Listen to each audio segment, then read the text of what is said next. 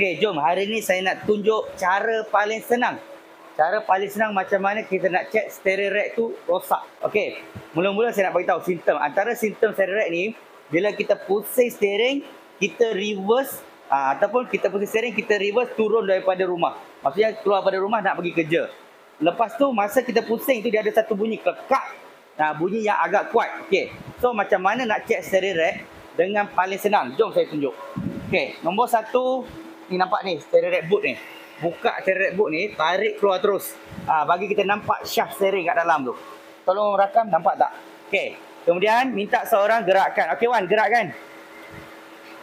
Okey, sekarang nampak tak? Kita boleh nampak dengan jelas shaft yang bergerak. So, kalau anda ada masalah bunyi misteri tak settle, sakit kepala, boleh bawa datang cari kami di Fizi Motorsport Sunway Post. Selamat hari ini settle.